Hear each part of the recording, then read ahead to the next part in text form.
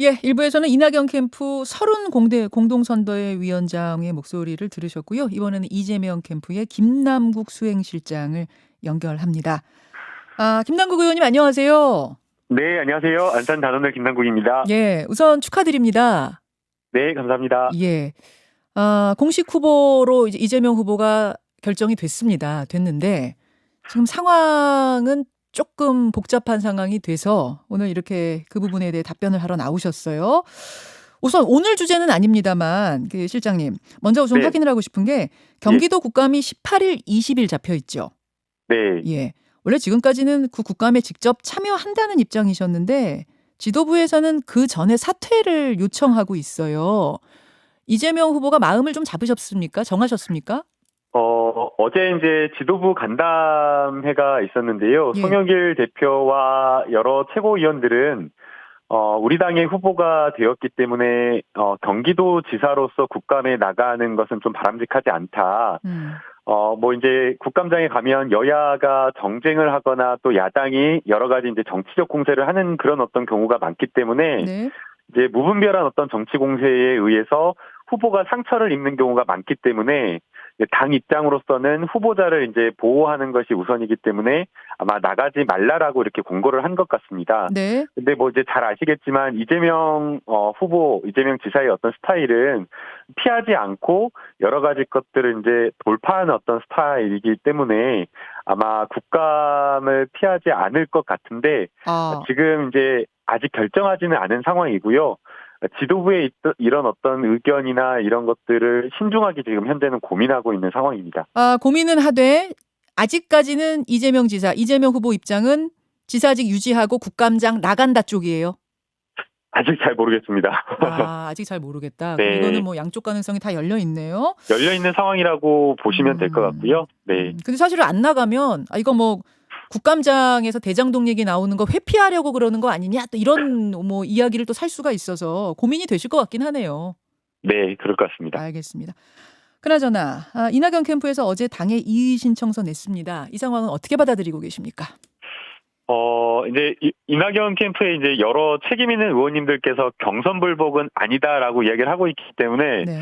뭐 선의의 경쟁에 따른 결과를 부인한다거나 아니면은 또 저희 민주당의 원팀 정신을 부정하는 것은 아니라고 생각이 듭니다. 음. 그런데 이제 방금 전에 이제 서른 의원님께서 이렇게 한 인터뷰를 좀 들어보니까 너무 이제 격앙되게 이렇게 말씀을 하셔서 예. 어떤 게 이낙연 캠프의 진위인가라는 게 조금 헷갈리기도 하는데요. 그 말씀은 어떤 말씀이실까요? 헷갈린다는 예, 말씀은? 그러니까요.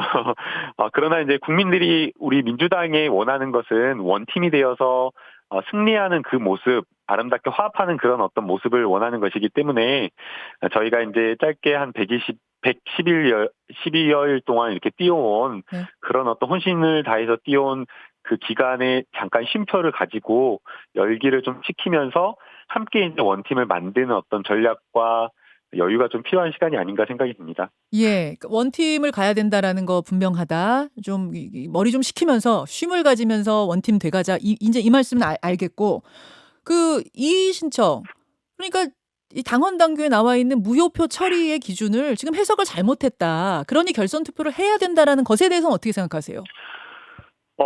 이미 판단을 이제 거친 것입니다. 9월에 저희가 우선 선거관리위원회에서 이견 없이 문제가 없다라고 결정을 했었고요. 음. 또 한 번 여기에 대해서 최고위원회에서 판단을 해달라라고 해서 두 번의 회의를 거쳐서 판단을 했었습니다. 서른 의원님께서 문제가 있다라고 이야기를 한 부분은 59조 1항과 60조의 결선 투표와 관련된 법 체계상 조항과 관련된 문제인 것이고 예예. 이미 이 조항과 관련되어서는 2002년, 2007년, 2012년 다 전부 다 무효표 처리와 관련된 부분에 대해서 선례가 있었던 사안입니다. 음. 그리고 이제 또 한 가지 말씀드리고 싶은 것은 저는 이게 조금 정의롭지 않은 문제 제기다라고 생각이 드는 것이요. 어. 이게 지난해 제가 날짜 달력을 캘린더를 찾아보니까요. 네. 6월 16일부터 8월 21일까지 전당대회 준비위원회가 열렸었는데요. 예. 저도 그때 회의 위원으로 참석을 해서 제20대 대통령 후보 선출을 위한 특별당규를 마련하는데 개정 작업에 참여를 했었습니다. 네. 그때 참여를 할때 모든 그 당 대표와 대선 후보들에게 음. 이 특별 당규에 대해서 다 의견을 구했었고요. 그리고 잘 아시다시피 그 당시 우리 당내 상황에서는 이재명 후보를 지지하는 의원들은 한 4-5밖에 없었습니다. 그리고 전부 대부분이 다 이낙연 후보를 지지하는 후보였고, 네. 그래서 사실상 그 이 20대 대통령 후보 선출을 위한 특별당구는 이낙연 후보의 거의 문제 없다라는 오키 사인 뿐만 아니라 다른 모든 후보의 의견을 다 구해서 만들어진 당규였거든요. 그런데 이제 와서 문제를 삼는다라고 하는 것은 내가 만든 룰을 내가 다시 이제 1년 뒤에 와서 나한테 불리하니까 내가 문제있다라고 다시 문제 제기하는 거여서 과연 이게 조금 온당한 문제 제기인 것인지 잘 모르겠습니다. 자, 그러니까 시작하기 전에 경선 시작하기 전에 이미 찬성하시지 않았느냐 지금 그 말씀이신 건데 아까 서른 위원장은 그 얘기하시더라고요. 어쨌든 경선 중에 문제가 있는 것이 드러났고 그래서 최고위에서 그거를 문제 있다까지는 논의가 됐는데 마무리를 짓기 전에 송영길 대표가 미국을 가시더라. 그러는 바람에 경선이 계속 그냥 진행이 됐다. 전혀 그렇지 않고요. 그 조항이 문제가 있다라고 한 것이 아니라 그 특별 결선 투표 도입할 때 그 내용 처리하는 규정을 함께 고치지 못한 것이 다른 조항이 개정이 필요하다는 것에 공감을 했다라는 것이고요. 그 59조 1항을 해석하고 적용하는 데는 전혀 문제가 없다라는 것에 동의한 적이 없다라는 겁니다. 그래서 아까 서른 의원님도 그런 어떤 문제 제기에 공감한 최고위원이 다수냐 소수냐라는 거에 대해서 아무 말씀 없으셨고요. 그리고 지금 이걸 만약에 소급 적용을 할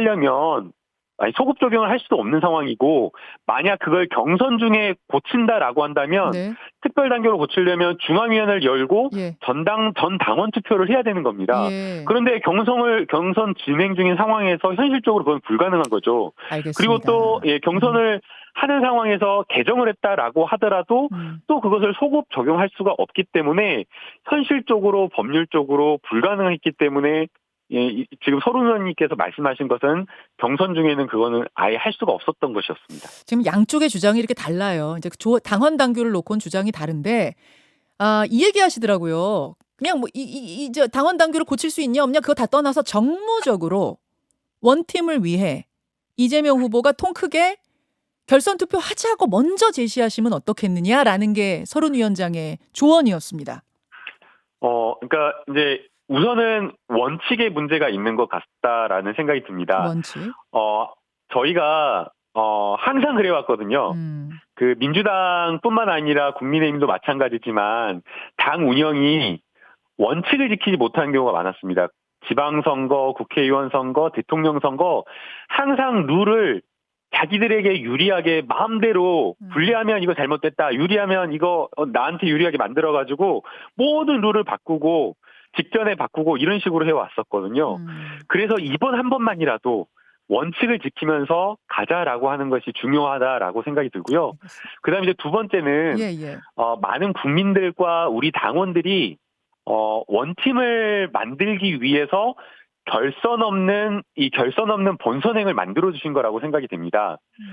만약에 이제 결선으로 가게 되면 정말 아주 치열한 어떤 그 경선이 돼버리기 때문에 사실 이게 마지막에 이렇게 본선에서 뭉쳐지기가 쉽지가 않습니다. 그래서 많은 지지자들께서 정말 본선에서 제대로 하나로 뭉쳐지기 위해서는 결선이 없어야 된다라는 그런 이야기를 많이 했었고요. 알겠습니다. 그러다 보니까 이런 지지율을 만들어주지 않았나라는 생각이 듭니다.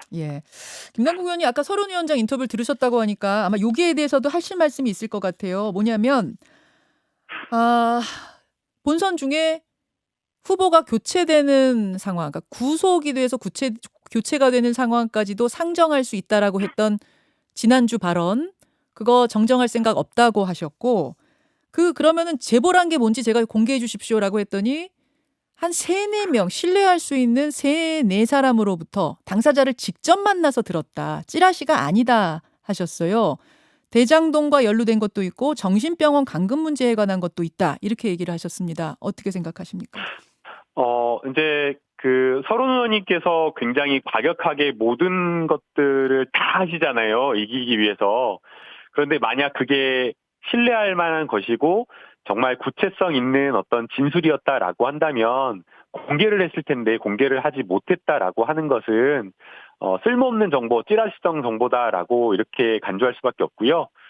그런 어떤 것을 가지고 이런 어떤 공개된 방송에서 이야기를 하는 것 자체가 사실은 어떻게 보면 공인된 국회의원으로서 할 행동은 아니라고 저는 생각이 됩니다.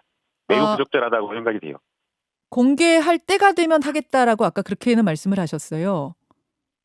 그거야말로 더 부적절한 생각이라고 드는데요. 내가 무엇이 있으니까 예. 뭘 이야기하겠다라고 하는 것 자체가 너무 부적절하다고 보입니다. 예, 알겠습니다. 그거를 만약 공개할 게 있다라고 한다면 공개할 시점에 이야기하는 게 맞지. 내가 이게 있다라고 하면서 막 있는 것처럼 냄새 피우면서 말도 안 하면서 이게 지금 도대체 몇 번째인지. 예. 그러니까 뭐 약간 협박같이 좀 느끼시는 거예요? 그러면? 아니요, 그렇게 느끼지는 않고요. 그건 예. 아니고 거기까지는 좀 더 아니고. 책임 있는 정치를 하는 게 맞다라고 저는 생각이 듭니다. 예. 김남국 의원 만나고 있습니다. 한 개만 듣고 이제 인사를 나누죠. 이제 원칙에 대한 얘기는 분명히 해 주셨고 그 대장동 외에 하나 더 불거진 이슈가 깨시연이라는 시민단체에서 변호사비 대납 의혹으로 검찰에 고발을 했습니다. 그러면서 S모 기업과의 연관성을 언급했어요. 그 S사와 그 계열사의 이재명 후보를 변호했던 변호사들이 상당히 포진해 있다. 그 네. S사 대표는 내가 이재명 지사의 경제특보다. 금융감독금도 움직일 수 있다. 이렇게 말하고 다녔다는 건데 어떻게 알고 계십니까? 네, 저도 그 기사를 봤는데요. 네. 그러니까 이게 변호사비를 대납했다라는 것인데 그 기사에 변호사비를 대납했다라고 하는 연관관계가 되는 사실관계가 하나도 안 나옵니다. 그래서 이것은 뭐 해명을 할래야 할 연결고리나 뭐 해명할 기사가 전혀 없고요. 그리고 이제 그 찌라시에 나오는 뭐 현금 3억, A 변호사가 현금 3억에 상장 주식 뭐 20억을 받았다라는 그 찌라시인데 그 문제가 되는 A 변호사님은 정관 출신인데 네. 지검장 출신도 아니고 부장검사인가 뭐 차장검사 출신이에요. 예. 그리고 한참 전에 그 퇴직하신 정관인데 이 서초동에 시세라는 게 있습니다. 시세. 예, 보통 뭐 2천에서 3천 그리고 이제 그것도 막 나왔을 때인데 한참 수년 전에 나온 검찰 출신 정관을 2, 3천 되는 이런 분을 뭐 3억 현금 3억에 20억을 줬다라고 하는 것 자체가 소설인 거고요. 소설이다. 그리고 이제 변호사를 뭐 10여 명 이렇게 수임을 했는데 그러면 부장검사 출신을 20억 뭐 23억을 줬다라고 한다면 뭐 차장검사, 지검장 이런 분들한테는 뭐 30억, 50억 뭐 그러면 변호사 비용이 막 500억 들어갔다는 거지. 알겠습니다. 네, 그래서 이건 소설이다. 터무니없는 소설이고 기사 내용도 아무런 어떤 사실관계도 없고 그냥 정황밖에 없다. 예. 이렇게 이야기할 것 같습니다. 여기까지 나오신 김에 그 부분에 대한 입장도 좀 확인해 봤습니다. 김남국 의원님 고맙습니다. 네, 감사합니다. 예, 이재명 캠프의 김남국 수행실장이었습니다. 김현정의 뉴스쇼는 청취자 여러분의 참여로 이루어집니다. 트위터, 페이스북, 레인보우 게시판, 그리고 단문 50원, 장문 100원의 유료 문자 샵 1212, 우물정 1212 통해 참여하실 수 있습니다. 김현정의 뉴스쇼, 여러분과 함께 만듭니다.